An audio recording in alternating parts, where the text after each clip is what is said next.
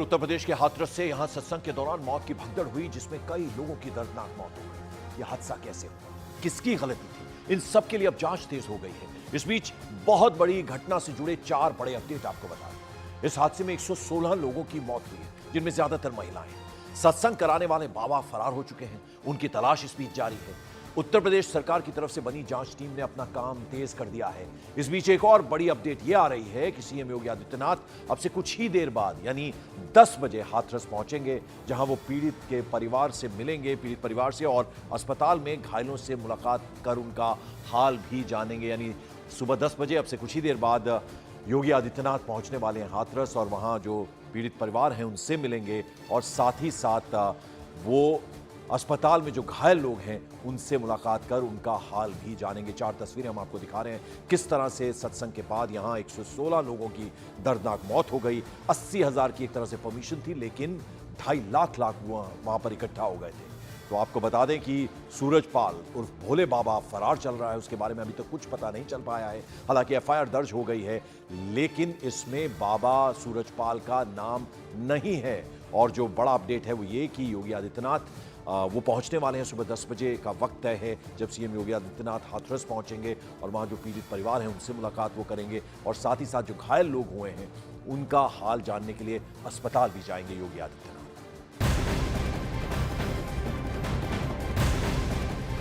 उत्तर प्रदेश के हाथरस में भोले बाबा और सूरजपाल के सत्संग के बाद मची भगदड़ मामले में एफआईआर दर्ज कर ली गई है।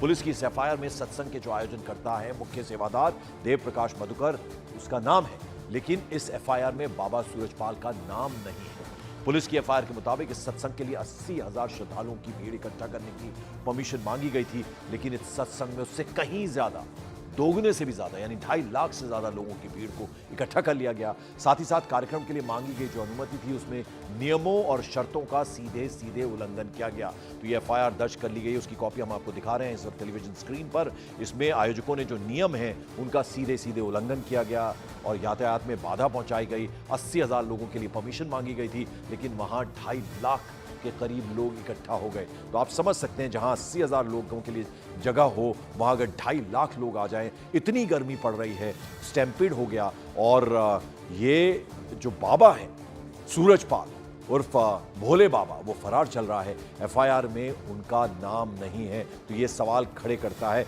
अगर उनकी गलती नहीं है तो वो फरार क्यों चल रहे हैं, क्यों मीडिया के सामने, कैमरे के सामने वो नहीं आए। हमारे 2 सहयोगी इस वक्त हमारे साथ जुड़ रहे हैं, कल देर रात से वहीं पर मौजूद हैं। कल देर शाम जब हादसा हुआ उसके बाद से मानव यादव जहां हादसा हुआ है हाथरस में उस जगह पर मौजूद है। उसके अलावा हिमांशु शुक्ला हाथरस जिला हॉस्पिटल से हमारे साथ जुड़ रहे हैं। जरा हिमांशु, पहले मैं आपके पास आना चाहूंगा, इस हॉस्पिटल में जहां घायलों को लाया गया है, अब जो जानकारी मिल रही है कुछ ही देर में यानी सुबह 10 बजे तय है वक्त सीएम योगी आदित्यनाथ के आने का, तो क्या यहां पर भी आ सकते हैं?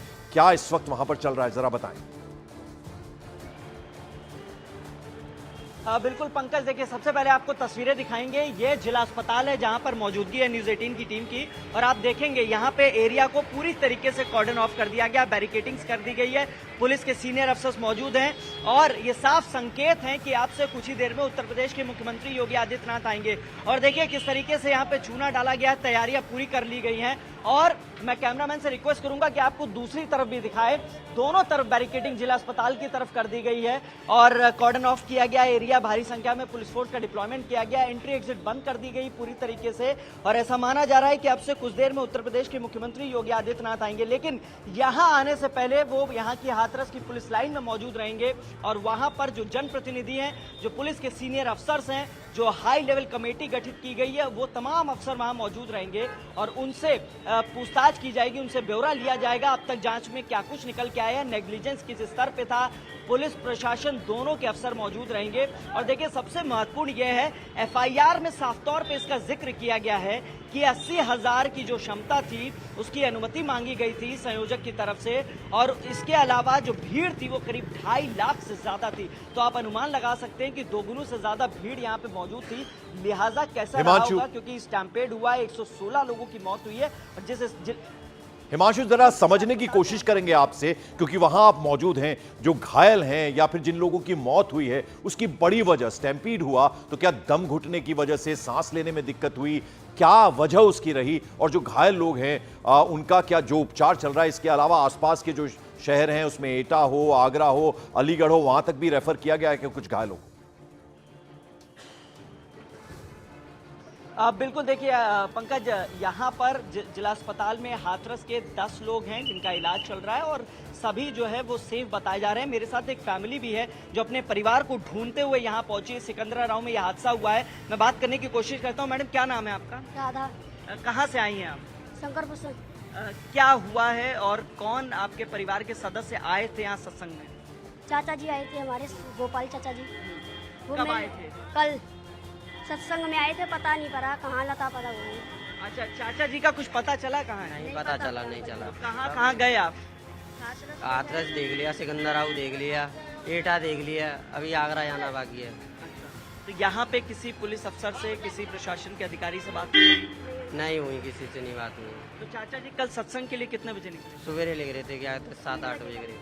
3 बजे करीब। और तब से आखिरी बार बात कब हुई थी आप लोगों की? कल उनका फोन नहीं है, वो बिना फोन के चलते हैं। तो अभी लापता हैं? लापता है, अभी मिले नहीं, अभी कोई जानकारी नहीं है। देखिए पंकज, अभी ऐसी कई परिवार हैं जो लगातार अपने बिल्कुल। परिवार के सदस्यों को ढूंढ रहे हैं और क्योंकि गांव देहात में रहते हैं तो बहुत ज्यादा रिमोट एरियाज में रहने के कारण जो कम्युनिकेशन है वो बहुत बेहतर नहीं है, लिहाजा लगातार सिकंदराबाद अभी हाथरस में पहुंचे हुए हैं। एटा जी, मैं लौटूंगा आपके पास जब सीएम योगी आदित्यनाथ आएंगे, हम आपके पास वापस लौटेंगे। जरा मानव का रुख कर लेते हैं, जहां ये हादसा, दुखद हादसा हुआ है हाथरस में, वहां पर मौजूद हैं। अभी जिस तरह की कार्रवाई वहां चल रही है वो तस्वीरें आप दिखा रहे थे मानव अब से कुछ देर पहले हमें, कि फॉरेंसिक टीम वहां है, डॉग स्क्वाड है, पुलिस वहां पर है, एक एक साक्ष्य जो है उसकी तलाशी की जा रही है, जांच पड़ताल वहां चल रही है इस वक्त। लेकिन दूसरी तरफ आपसे समझना चाहूंगा कि जो 116 लोगों की दुखद मौत हुई है उसकी बड़ी वजह क्या रही? क्या दम घुटने की वजह से, क्योंकि स्टैम्पीड वहां हुआ, भगदड़ वहां मच गई, वो बड़ी वजह रही? और क्या डेड बॉडीज की शिनाख्त हो गई है, पहचान हो गई है सभी की, या अभी उसमें भी बाकी हैं काफी सारे? बिल्कुल पंकज, मैं अपनी बात की शुरुआत करूंगा उस एफआईआर की कॉपी से जिसमें साफ लिखा गया है बाबा के सेवादार और अनुयायियों के कृत्यों के चलते लोगों की यहां पर जान गई है। एफआईआर में लिखा गया है कि बाबा के सेवादारों ने बाकायदा लोगों को इकट्ठा करने, डंडे के बल से लोगों को रोका गया। और एफआईआर में यह भी लिखा गया है कि बाबा के सेवादारों ने यहाँ पर सबूत मिटाने की कोशिश यहाँ पर की है। एफआईआर में यह भी लिखा है कि लोगों के कपड़े, जूते, चप्पल, जो उनका सामान था, जिससे कि ये खबर और बड़ी ना हो, इसके चलते लोगों ने, सेवादारों ने लोगों के सामान को इकट्ठा करके दूर के खेतों में फेंक दिया। ये बाकायदा पुलिस की एफआईआर में इस बात का जिक्र है। घटना क्यों हुई, कैसे हुई, इस बात का जिक्र ऐसे किया गया है कि जब बाबा यहां से निकले, इस मंच से जब बाबा आगे बढ़े तो लोगों ने, अनुयायियों ने बाबा की गाड़ी की धूल को समेटना शुरू कर दिया। ये एफआईआर में जिक्र है। अंधविश्वास किस स्तर तक जा सकता है समझिए कि बाबा की गाड़ी की धूल उनके अनुयायी समेट रहे थे, एक दूसरे के ऊपर चढ़ रहे थे, एक दूसरे को कुचल रहे थे। और बाबा के सेवादारों पर सवाल खड़े करती है पुलिस की कार्रवाई कि उनके सेवादारों ने डंडों के बल से, जो कि 10,000 से ज्यादा की संख्या में बाबा के सेवादार बताए जा रहे हैं, वो डंडों के बलों से लोगों को रोक रहे थे। और जो बुजुर्ग लोग थे, जो महिलाएं थी, वो जस की तस वहीं बैठ गई और लोग उनको कुचलते चले गए। जिस जगह पर घटना हुई वहां पर 3-3 फीट गहरा कीचड़ था और खेत भरे हुए थे, क्योंकि ये सारी जगह खेत में बनाई गई है। और यहाँ पर जब हादसा हुआ तो लोग दबे चले गए, कुचलते चले गए। इस तरीके से बाबा का सिंहासन यहाँ पर लगाया गया था। बाबा इस तरीके के सिंहासन पर बैठकर प्रवचन देते थे। और अंदाजा लगाइए, बाबा के लिए इस तरीके के इंतजाम, पंखे यहाँ पर लगाए गए, बड़ा मिरर, ये सोफे यहाँ पर लगाए गए। ये बाबा का वेटिंग रूम था। मैं मंच के ठीक पीछे खड़ा हुआ हूँ। एक शौचालय, बाकायदा पक्का शौचालय फ्लोरिंग के साथ यहाँ पर बनाया गया। अब ये देखिए बाबा के लिए किस तरीके से इंतजाम यहाँ पर किए गए, ये मैं आपको दिखा रहा हूँ। बाबा को दिक्कत ना हो इसलिए देखिए किस तरीके से यहाँ पर एक कच्ची सड़क बनाई गई, जिसको खड़ंजा हम कहते हैं आम भाषा में, वो खड़ंजा यहाँ पर तैयार किया गया। ईश्वर जरा दिखाइए। और ये वो सारी चीजें हैं जो इस घटना की बड़ी वजह मानी जाती है, क्योंकि बाबा के अनुयायियों के साथ साथ सेवादारों ने जो कृत्य किए हैं उससे लोगों की जान गई है। इस बात का जिक्र पुलिस की एफआईआर में है। और करीब 22 आयोजकों पर एफआईआर दर्ज हुई है। और ये पूरी जमीन आप देखेंगे तो ये खेतों के बीच में ये आयोजन यहाँ पर किया गया था। और इसी आयोजन वाली जगह को, खेतों को समतल करके बनाया गया था, लेकिन फिर भी जमीन उतनी समतल नहीं है।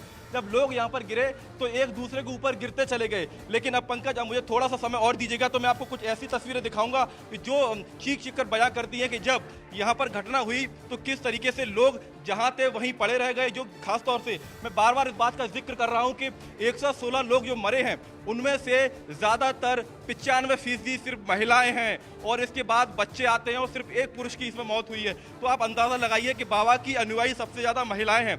और जब प्रवचन चल रहे थे तो महिलाएं और पुरुष अलग अलग बैठते हैं, अलग अलग ज़मीन पर बैठते हैं और ऐसे में ये जो घटना हुई ये महिलाओं की तरफ हुई। जहाँ पर महिलाएं बैठी हुई थी उस ओर से महिलाएं भागने लगी और एक दूसरे के ऊपर चढ़ने लगी। आप अंदाज़ा लगाइए, ये बाबा के नाम से लिखे हुए शादियों के कार्ड हैं। जिन लोगों के घरों में शादियाँ थी वो बाबा के नाम से नारायण साकार हरि सब परिवार बाबा आइए हमारी शादी में, इस तरीके से निमंत्रण पत्र यहाँ पर पड़े हुए हैं जो लोग बाबा को देने के लिए। मानव जरा 30 सेकंड्स में बताइएगा कि जो डेड बॉडीज हैं उन सब की पहचान हो गई है, और जो मैंने आपसे पूछा था यानी ज्यादा जो वजह रही दम घुटने की वजह से।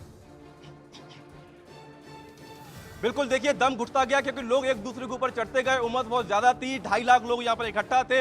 116 लोगों की मौत हुई है जिसमें से करीब 70 लोगों की शिनाख्त हो पाई है। उसकी एक बड़ी वजह यह है कि जहाँ पर यह घटना हुई वो एक ग्रामीण इलाका है सिकंदरा राव, और यहाँ से जो जिला मुख्यालय है एटा का या अलीगढ़ का या फिर आपका हाथरस का वो 40 किलोमीटर दूर है। और एक यही बड़ी वजह है कि तुरंत यहाँ पर सुविधाएं नहीं मिल पाई और दम घुटने से, ऑक्सीजन ना मिलने से लोगों की यहाँ पर मौत हुई है। पंकज, बिल्कुल, तो बेहद दुखद यह हादसा हुआ है। विचलित करने वाली तस्वीरें अभी भी वहां जहां पर यह हादसा हुआ मौजूद हैं, जो मानव दिखा रहे थे। सीएम योगी आदित्यनाथ सुबह 10 बजे पहुंचने वाले हैं, ये बड़ी खबर है। वो पीड़ित परिवारों से मिलेंगे, उसके अलावा जो घायल लोग हुए हैं उनका हॉस्पिटल में जाकर हाल भी जानेंगे। हाथरस में हुई इस दर्दनाक घटना के बाद अब उस सत्संग के दौरान सुविधा में खामियां जो हैं वो सामने आ रही हैं। उत्तर प्रदेश के फर्रुखाबाद के रहने वाले एक चश्मदीद ने आई विटनेस ये बताया कि जिस रास्ते से बाबा जा रहे थे वो रास्ता समतल नहीं था। ये भी एक बड़ी वजह है क्योंकि जमीन समतल ना होने से लोग एक दूसरे पर गिरते चले गए और फिर ये भयानक हादसा हो गया, ये दुखद हादसा हो गया। आपने क्या देखा वहाँ पर, कैसे हुआ? मैंने देखा है कि जैसे जब संगत चली निकली है तो भोले बाबा जब निकले हैं तो एकदम भगदड़ हुई। भगदड़ होने से कीच थी, पानी बरसा हुआ, जो गिरा तो गिरते रहा और मैंने कुछ नहीं देखा है। जब भोले बाबा वहाँ से निकले हैं हाँ। तो भगदड़ हुई है, मतलब पब्लिक क्या भोले बाबा के पीछे भागी है? पीछे भागी है, क्या जा रहे हम दर्शन कर लें, कोई कुछ के लिए, इसलिए ये हुआ है और कुछ नहीं हुआ है। यानी कोई श्रद्धालु चाह रहा था कि मैं उनके पैर छू लूं, उनकी गाड़ी को छू लूं, यही हाँ, हाँ यही था। भीड़ जो है आगे की तरफ बढ़ती रही और कुछ नहीं हुआ। जो को हुआ वो दूसरे कीच थी, रोड के किनारे हाईवे ऊंचा है, उससे हुआ। जो गिरते रहा, गिरने में जो भी हैदरा हुआ वो हुआ है। और उत्तर प्रदेश के हाथरस में हुए इस हादसे से तुरंत पहले का एक वीडियो भी अब सामने आया है जिसमें बड़ी तादाद में लोग सूरजपाल और भोले बाबा की कार के पीछे भागते दिख रहे हैं। वीडियो में दिख रहा है कि हजारों की तादाद में लोग प्रवचन सुनने के लिए पहुंचे थे और दावा किया जा रहा है कि इसी दौरान यहां भगदड़ मच गई और 116 लोगों की यहां मौत हो गई। आप तस्वीरों में देख रहे हैं जब सत्संग के बाद बाबा वहां से जा रहा था, उनकी कारों का काफिला वहां नजर आ रहा है, लोग पीछे दौड़ने लग गए और फिर एक के ऊपर एक गिरते चले गए, जो इस दुखद हादसे की बड़ी वजह बना। इन तस्वीरों में आप देख सकते हैं, यानी हादसे से पहले का ये वीडियो है। बाबा की कारों का काफिला वहां से निकल रहा है सत्संग के बाद, और फिर लोग जो हैं, जैसा हमारे सहयोगी मानव भी बता रहे थे कि वो जो मिट्टी है उसको लपकने के लिए वहां लोग एक दूसरे के ऊपर चलते चले गए। और ज्यादातर जो मरने वाले हैं उनमें महिलाएं हैं, यानी 95% तक महिलाएं हैं। 116 लोगों की दुखद मौत हुई है जिसमें कुछ बच्चे भी शामिल हैं। और ये हादसा कैसे हुआ, वो हादसे की पहले की तस्वीरें हम आपको दिखा रहे हैं।